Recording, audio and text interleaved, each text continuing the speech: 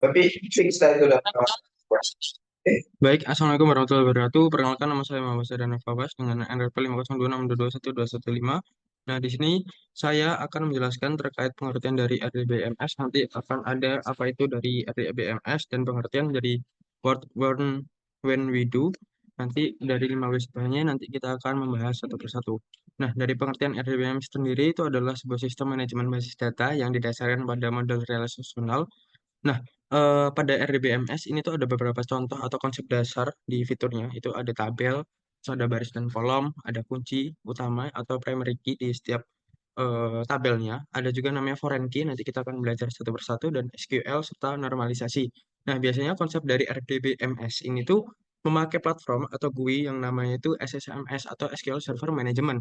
Nah, di sini saya sudah mempraktekkan. Di sini saya menggunakan dari Microsoft yaitu SQL Server Management Studio. Jadi di tahap awal kita harus connect to server dulu, kita harus mengetahui database apa yang kita inginkan, server type apa. Di sini saya menggunakan database engine dan server name-nya kita ingin masuk ke server yang mana. Jadi di sini ada beberapa banyak pilihan server yang mungkin sekarang kita bisa konfigurasi nantinya. Nah, ini saya memakai server name dari laptop dan juga authentication dari Windows Authentication. Nah, di sini saya bisa langsung connect. Nantinya saya akan muncul ke beberapa database yang langsung connect ke server ini. Nah, masih loading. Berikut merupakan database-nya. Jadi ada beberapa database yang sudah saya buat dan saya restore dari mulai Adventure Block hingga dari tes 3. Nah, di sini eh, dari penelitian EDBMS itu tadi, dari mulai tabel, baris kolom, primary key, dan segala macamnya, itu nanti ada di setiap database yang ada. Nanti kita bahas satu persatu. Nah, contoh, katakanlah kita konekkan dulu.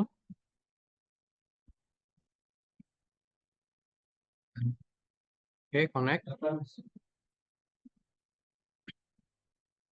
Nah, ketika udah connect, kita bisa langsung nge-query. Bentar, masih loading. Nah, oke. Jadi, di dalam database Adventure Box, ini tuh ada beberapa banyak tabel. Dan di dalam tabel nanti ada beberapa banyak kolom. Salah satunya di sini ada tabel yang namanya perkes.address. Jadi di mana pada tabel ini tuh bisa saya query dengan eh, contoh query-nya select top 100 tabel doster ID, nanti dia langsung mendeklar beberapa tabel yang ada. Nah, di sini merupakan ada kolomnya, address ID, address line 2, dan segala macamnya. Nah, seharusnya di address ID ini menjadi primary key. Nah, lanjut, kapan kita menggunakan RDBMS? Biasanya RDBMS ini bekerja untuk bisa di lingkungan atau aplikasi yang membutuhkan beberapa penyimpanan ya, seperti kayak aplikasi bisnis, e-commerce, dan juga perbankan, ataupun pendidikan tuh biasanya memakai RDBMS untuk sistem penjadwalan kelas maupun data siswa. Nah, ini merupakan topologi dari yang ada bagaimana RDBMS ini bekerja. Jadi ada database, ada web server, dan juga internet yang menghubungkan antara web server dan juga database. Jadi kita sebagai user itu menggunakan perangkat atau device yang sebagaimananya kita sebut sebagai handphone ya, katakanlah. Jadi apabila untuk bisa mengakses aplikasi atau web melalui internet, maka permintaan mereka dikirim ke web server yang kemudian berkomunikasi dengan database untuk bisa mengambil dan memanipulasi data. Nah, selanjutnya web server ini akan menggunakan RDBMS itu tadi untuk bisa menjalankan query SQL, yang dimana tadi saya menjalankan query SQL menggunakan SMSS. Nah, untuk bisa mengelola tersebut, maka terjadilah pengolahan transaksi dan juga memastikan dari database yang dikirim kembali ke pengguna dengan aman dan efisien. Nah, seluruh proses ini dengan topologi yang ada, ini itu memastikan bahwasanya data dapat diakses dan dikelola secara konsisten dan andal. Nah, ini ada beberapa struktur data di dalam database. Jadi, apabila kita masuk ke SSMS ini tadi, ketika kita sudah mengquery sebuah tabel yang ada, maka terdapat beberapa kolom yang sudah di-query dari tabel tersebut. Nah, dengan topologi ini, contoh misal di tabel penjualan, maka di tabel penjualan ini si primary key, ID ini sebagai primary key. Jadi, eh, dengan adanya primary key, ini tuh menjadi unique value dari setiap tabel yang ada. Nah, dari primary key yang ada itu biasanya terhubung dengan foreign key di tabel yang terhubung. Jadi, di tabel penjualan dan kota ini tuh saling terhubung dari mulai primary key hingga foreign key-nya. Oke. Nah, seperti yang saya jelaskan tadi, jadi primary key itu adalah kolom atau kombinasi kolom dari sebuah tabel di RDMS yang secara unik atau mengidentifikasi setiap baris dari tabel tersebut. Maka primary key ini tidak boleh nol nilainya atau sama dari kedua baris yang berbeda. Jadi bisa dibilang nilai dari primary key ini harus berbeda. Nah, beberapa manfaat ketika kita menggunakan primary key, maka nantinya kita akan jauh lebih bisa mengidentifikasi unik dari unique value setiap value yang ada. Jadi untuk bisa integrasi data dan juga relasi antar tabel. Oke, Assalamualaikum warahmatullahi wabarakatuh. Saya Muhammad Solahuddin Laksono dengan NRP 120 dari kelas APDA akan melanjutkan dari penjelaskan mengenai RDBMS. Nah, kali ini saya akan membahas tentang konfigurasi control, backup recovery, dan optimasi tuning. Oke, lanjut untuk yang konfigurasi control. Yang pertama, apa sih konfigurasi control ini? Nah, oke. Bisa tulis di sini kalau definisinya itu mekanisme untuk memastikan bahwa beberapa transaksi dapat dijalankan secara bersamaan. Nah, tanpa menimbulkan inkonsistensi data. Nah, terus ada apa aja? Salah satunya itu logging. Logging ini apa? Logging ini mekanisme untuk mengendalikan akses ke data dengan mengunci datanya sehingga hanya ada satu transaksi yang dapat mengakses pada satu waktu. Terdapat juga beberapa jenis logging, yang diantaranya source logs, X logs, dan juga deadlocks. Bagaimana dengan source log ataupun yang sering disebut juga dengan S logs? Ini tuh digunakan saat transaksinya ingin membaca data. Bisa digarisbawahi di sini hanya ingin membaca data dan banyak transaksi dapat memiliki source log secara bersamaan pada satu data yang sama. Lalu bagaimana dengan X logs ataupun exclusive logs? Ini tuh digunakan saat transaksi hanya ingin menulis data tersebut. Nah, hanya satu transaksi yang dapat memiliki eksklusif box juga pada suatu data suatu waktu. Ada juga deadlock, di mana kondisi dua atau lebih transaksi menunggu satu sama lain untuk melepaskan lock di sistem RDBMS. RDBMS menggunakan algoritma untuk mendeteksi dan menyelesaikan deadlocknya. Lanjut. Kenapa kita membutuhkan logging? Nah, ini misalkan dalam suatu e-commerce besar yang bernama Shopmart, dia menggunakan RDBMS untuk mengolah data transaksi dan inventaris produk mereka. Tapi setiap kali pelanggan melakukan pembelian, sistem harus memproses transaksi yang mencakup beberapa operasi seperti mengurangi stok produk, terus memperbarui data pelanggan, dan juga mencatat transaksi. Nah, misalkan ada dua pelanggan yaitu Alice dan Bob. Dia mencoba membeli produk yang sama, misalkan laptop. Nah, dan misalkan di laptop ini stoknya tersisa satu unit pada inventaris yang bersamaan. Nah, akibatnya eh, secara bersamaan Alice dan Bob melakukan transaksi yaitu membaca stok produk yaitu yang tadi tersisa satu unit, terus mengurangi bersama juga yang awalnya satu menjadi nol dan juga menyimpan data transaksi. Itu akan menyebabkan inkonsistensi data di mana bisa saja stoknya berubah jadi minus. Oke, kita akan langsung ke prakteknya. Bagaimana menggunakan logging ini. Nah, di sini kita pertama bakal membuat tabel penjualan.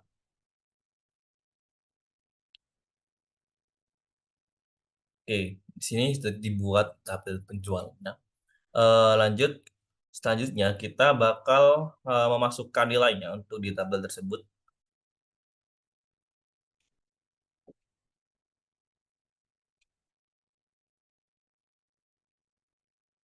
Oke, dan kita cek tabelnya.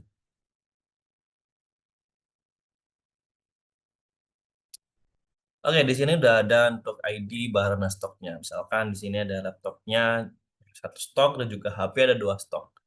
Terus dia akan melakukan update untuk transaksi tadi. Setelah kita mulai.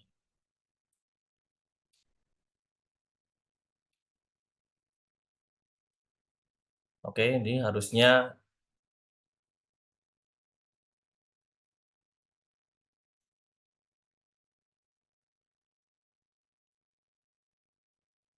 oke. Nah, di sini misalkan si Elis dia mengupdate stoknya menjadi nol untuk laptop tadi. Lalu jika ada yang sama, mencoba melihat, dia akan terus berputar. Dia menandakan itu di lock dan tidak bisa melakukan ini. Nah, bagaimana Cis? Ini harus bekerja. Si bagian ini dia harus melakukan salah satu di antara dua ini, rollback ataupun commit, untuk menyelesaikan ataupun melepas dari locking tadi. Yuk kita commit. Nah, ini udah ada dan sudah bisa. Oke, mungkin itu demo singkat tentang locking. Selanjutnya kita akan lanjut mengenai backup dan recovery. Jadi yang pertama, apa itu backup dan recovery? Jadi itu proses yang digunakan dalam RDBMS untuk melindungi data kita dari kehilangan ataupun kerusakan. Nah, ini mencakup berbagai metode seperti full backup, incremental backup, dan log-based recovery. Nah, ini tuh untuk memastikan data dapat dipulihkan apabila terjadi kegagalan pada sistem. Ini juga penting untuk melindungi data kita dari kehilangan atau kerusakan, serta memastikan kontinuitas operasional dan menjaga integritas data yang meminimalkan downtime dan organisasi. Lah, dan backup dan recovery juga dilakukan secara berkala sesuai dengan kebutuhan dan jadwal backup. Biasanya itu melibatkan ada tiga, itu full backup yang dilakukan pada interval waktu yang ditentukan, misalnya mingguan, bulanan, ataupun tergantung organisasi. Sementara untuk incremental backup, dia tuh dilakukan lebih sering, mungkin setiap hari untuk beberapa kali sehari, untuk mencatat perubahan sejak backup terakhir. Sementara log-based recovery itu untuk transaksi dicatat secara terus-menerus, transaksi terjadi, memungkinkan pemulihan data hingga titik terakhir sebelum kegagalan. Nah, bagaimana berbagai metode digunakan untuk melaksanakan backup recovery. Nah, ada juga untuk yang full backup, dia tuh menyalin seluruh database pada satu waktu. Nah, ini metode paling yang lengkap, namun memerlukan banyak ruang penyimpanan dan waktu. Selanjutnya ada incremental backup, yaitu mencetak perubahan sejak backup terakhir. Metode ini menghemat pengeluaran waktu dan hanya perubahan yang disimpan. Dan log-based recovery itu menggunakan log transaksi yang mencatat setiap perubahan pada data. Ini juga mencakup ada redo log yang digunakan untuk mengulang kembali transaksi yang telah dikonfirmasi tetapi belum ditulis ke disk pada saat gagalan. Dan juga undo log untuk digunakan membatalkan transaksi yang belum selesai atau dikonfirmasi pada saat kegagalan. Nah, mungkin kita bakal masuk ke demonya seperti berikut.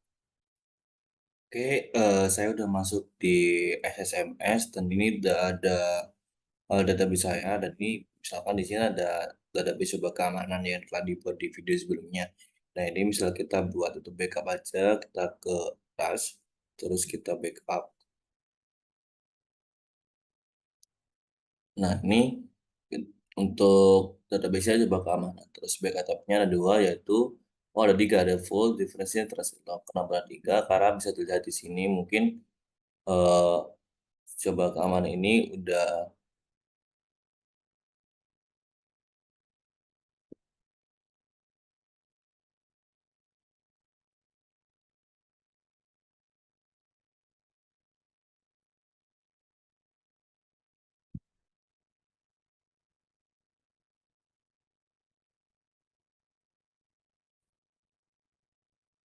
di option, dan ya ini mungkin karena udah full ya, bukan sebagai simple, maka dia bisa lebih luasa. Oke, berarti kita karena itu udah full, berarti tas kita backup. Karena backupnya udah full, kita oke. Karena backup udah coba kan, kompleks sudah full. Udah ke backup. Oke, mungkin kita bisa untuk restore-nya tinggal klik kanan, terus ke tas dan di restore. Dan ini ke file database-nya. Nah, ini kita bisa memilih database mana yang akan di restore. Oh ya, kita bisa memilih file. Misalkan ada, kita udah mau melakukan backup tadi, dan kita tinggal restore-nya aja. Berarti karena kita udah ada, ya kita full, tinggal kita restore misalkan. Ini udah ke restore. Berarti coba keamanan udah ada. Coba kita refresh. Ya, coba keamanan. Oh, mungkin untuk membedakannya, kita backup dengan nama yang berbeda. Jadi ini tas, coba kita backup dengan nama yang berbeda, misalkan di Surgeon General, ini full. Oh ini ada full differential sama transactional log. Ini kalau tidak salah nih untuk di shipping role kesalahan. Nah, untuk diferensial dan menggunakan copy and backup ini, ketika menggunakan diferensial, yang di backup itu yang setelah di copy baru di backup. Berarti yang uh, copy and backup ini untuk diferensial akan berbeda dengan yang full.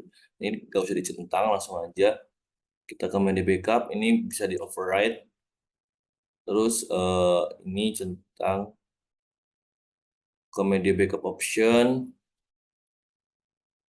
namanya coba keamanan 2. Oke, terus eh untuk oh ya ini juga bisa diatur untuk misalkan ini mau di compress backupnya, tapi saya nggak usah ngoprek, kita default super setting aja. Terus di media option ini juga kita udah ganti override. Di general kita oke kita copy dan backup aja kalau gitu. Terus kita add di sini, kita pilih filenya, misalkan di kuliah terus semester 4 di mata kuliah ABD sini file name-nya coba keamanan 2.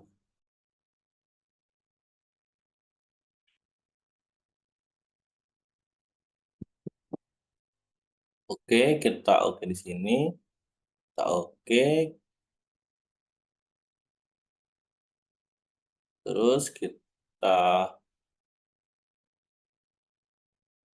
oke ini mungkin kita remove aja yang ini, tinggal yang ini aja, jadi kita nyup di device. Kita oke, oke backup udah selesai harus nyaman. Nah ini kita refresh dulu aja.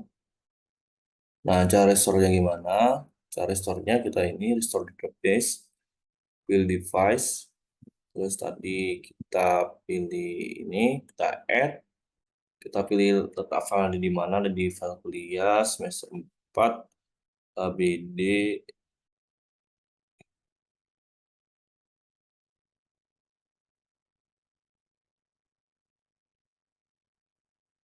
Bagaimana?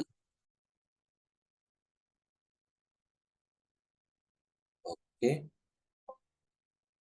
oke, udah kita refresh.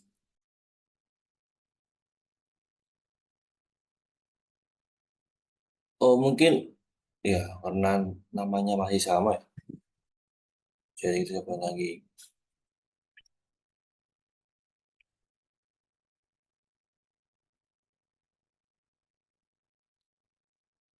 tempat ABD, kita filenya file, terus sudah apa nih?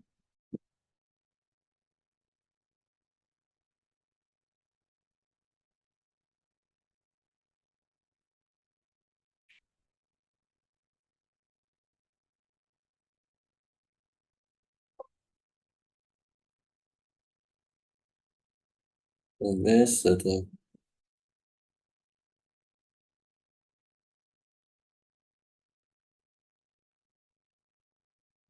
tables. Mungkin di bagian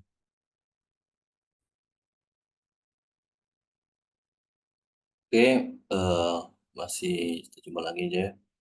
Restore database, ini mungkin saya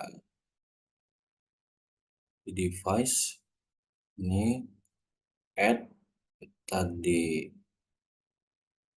tadi di kuliah, GD,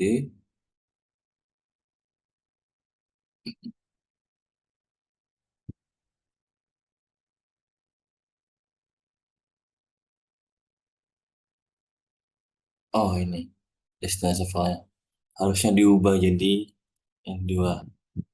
Nah, Oke, dan ya ada. Sepertinya emang namanya harus berbeda agak. Ini coba kita refresh. Oke, ada coba keamanan dua. Nah, tablesnya ya sama. Di double dosen dan juga double mahasiswa. Oke, itu untuk backup dan juga restore menggunakan SMS. Ada juga backup dan restore menggunakan SQL backup. Untuk cara-caranya sebagai berikut. Oke, sebelum kita masuk ke aplikasinya, kita bakal ngecek dulu di coba keamanan ini. Dia ini termasuk versi berapa gitu. Coba kita nih query, coba command 2 aja karena yang coba keamanan sedang restoring. Kita select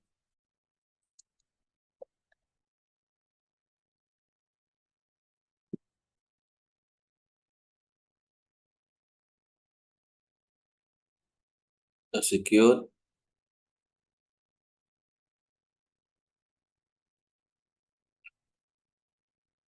punya kan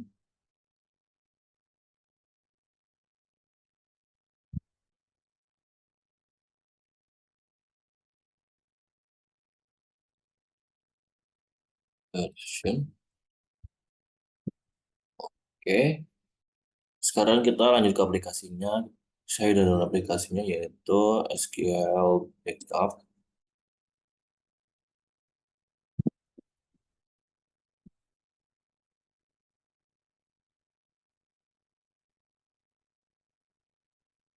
Oke, kita udah masuk di aplikasinya. Oke, kita dalam aplikasinya kita cek dulu versi dari aplikasinya, kita about dan kita di professional trial. Apa itu professional? Berarti ya di SQL Backup NFTP ini ada beberapa lisensi yang harus dibeli ya. Jadi ada free, ada yang harus dibeli dengan ini segala macamnya untuk mendapatkan fitur-fitur yang lebih lengkap. Untuk lisensinya juga bisa di sini di help kita license. Nah, kita bisa masukkan lisensi key ya. Nah, sekarang kita mendapatkan trial selama 14 hari dan langsung saja kita ke backup. Oh ya, di sini juga bisa memilih backup, ada backup job, restore job, log saving, dan juga maintenance job. Nah, ini kita karena backup ya udah, kita langsung aja backup. Tadi kita pengen backup coba keamanan. Dua, oke. Habis ini kita bakal, oke, selanjutnya kita bakal sambungkan database server kita, yaitu kita masuk ke lokal, ya passwordnya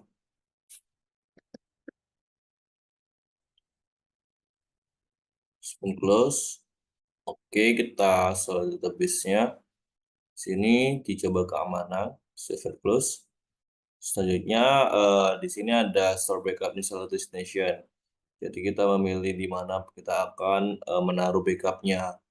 Nah, misalkan kita taruh di lokal,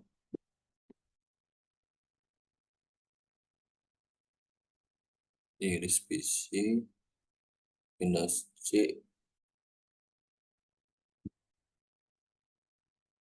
tadi kuliah, mana kuliah?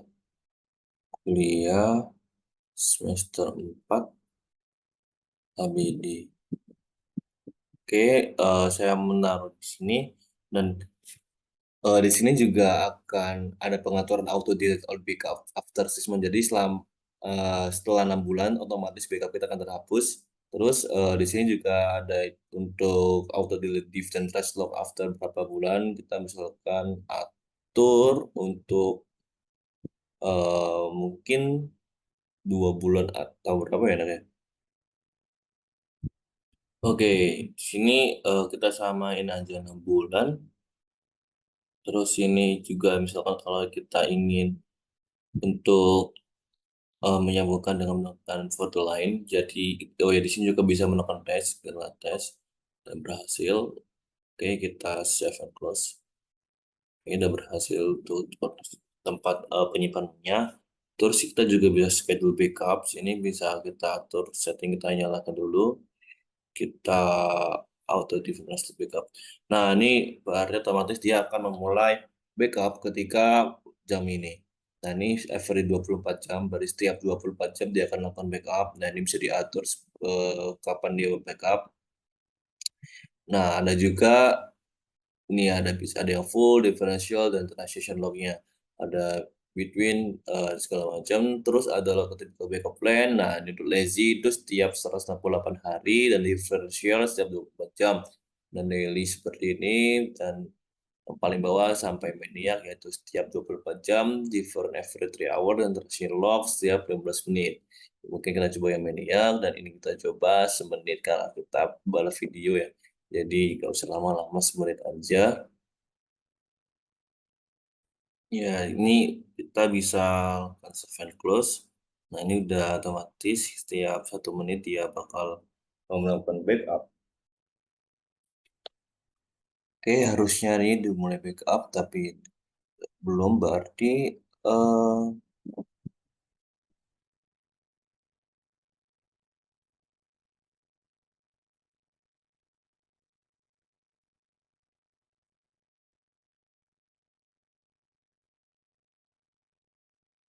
oke, karena dia 1 menit sekali, berarti udah jalan ya di sini. Dan ya untuk send confirmation ini kalau ingin mengirim konfirmasinya lewat email itu bisa ya, diaktifkan. Nah, ini bisa kita lihat jalannya dan ya coba kita lihat dalam file. Ya, ini udah ada file untuk backupnya yang tertera di sini. Nah, oke, kita lanjut di sini. Ada more setting. Nah, ini ada untuk temporary folder. Dalam fase backup folder, compress backup, encrypt compress file. Nah, itu apa aja untuk yang temporary folder ini? Nah, ini dapat terlihat lagi kalau dia udah mulai melakukan backup lagi setiap 1 menit. Oke, kita lanjut lagi untuk menjelaskan lebih lanjut.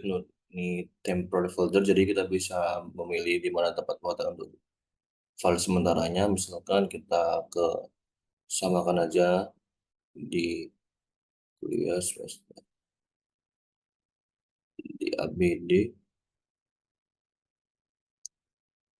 Lalu kalau mau run custom script dan ini backup folder kalau Anda mau folder yang sekali di backup dan ini untuk compress backup jadi bisa dikompres ukuran backupnya bisa memilih tipe formatnya dan juga bisa memilih compression levelnya bisa yang paling tinggi, normal, lowest ataupun tanpa dikompres. Nah, untuk pemilihan backupnya ada beberapa di sini, tapi yang disarankan yang backup one DB and repeat. Nah, ini tuh untuk membackupnya sekalian. Jadi, apabila dia eh, misalkan di sini database-nya cuma satu kan. Kalau ada misal ada beberapa di sini yang perlu di backup, dia bakal di backup semua dan langsung dikirim di dikompres dan juga dikirim dalam satu sekalian. Terus ada juga SQL Server Compression ini default kaca. Terus ini ada backup progression behavior. Jadi kalau misalnya ada kerusakan atau apapun, apa yang dilakukannya? Apakah dia benar warning, error, atau make full backup? Jadi kalau lebih baiknya dia langsung aja make full backup. Jadi apabila dia rusak, maka dia akan mereset seluruh di chain behavior dia. Seperti itu. Oke, kita lanjut. Ini di sini kan belum sampai 24 jam karena kita atur 1 menit dan aturnya untuk fullnya 24 jam. Transaksi sekian doang yang cuma 1 menit. Nah, untuk melakukan backup seluruhnya itu kita bisa melakukan dengan cara di rundown. Oke, ini untuk backup fullnya di rundown. Nah, oke, ini udah full. Ya, awal translog cuma backup terus doang dan ini untuk backup fullnya. Ini udah selesai, kita cek di sini dan ya awalnya log ini ada zipnya untuk yang paling baru. Oke, kita lanjut di sini. Eh, untuk cara restore ya, yaitu ya kita tinggal diklik sini, kita restore, terus misalkan namanya dua.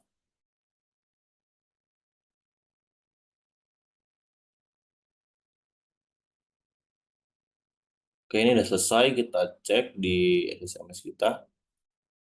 Kita refresh. Nah, ini udah muncul. Oke, selanjutnya yaitu optimasi dan tuning. Ini adalah proses untuk meningkatkan kinerja database kita agar dapat menangani permintaan dengan lebih cepat dan juga efisien. Nah, ini mencakup teknik-teknik seperti query optimization, indexing, skema desain, dan juga parameter tuning untuk memperbaiki kinerja sistem secara keseluruhan. Nah, optimisasi dan tuning ini diperlukan untuk apa? Yang pertama bisa meningkatkan kecepatan dan juga efisiensi eksekusi dari query kita.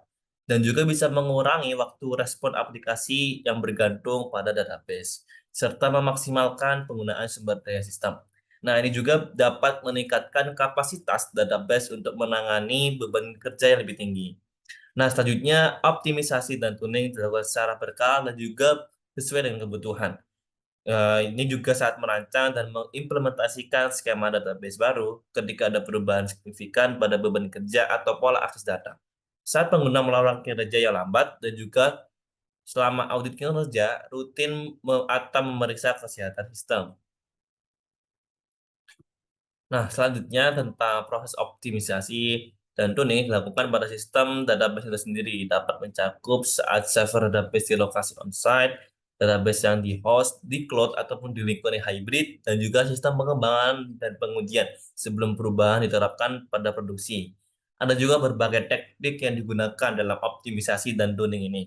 Yang pertama, query optimization yaitu melibatkan analisis sebagai cara untuk mengeksekusi query yang dan memilih dengan paling efisien yang mana.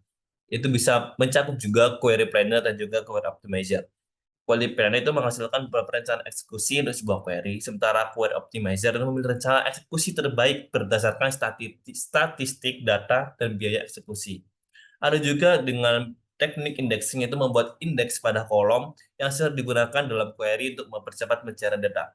Dengan juga kita bisa menggunakan teknik skema design, yaitu merancang skema basis data yang efisien untuk mengurangi redundasi dan meningkatkan kinerja. Ada juga yaitu parameter tuning untuk mengatur parameter sistem, seperti ukuran buffer dan memory allocation untuk mengoptimalkan kinerja.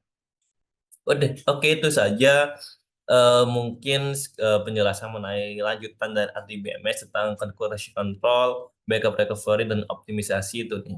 Sekian dari saya, terima kasih.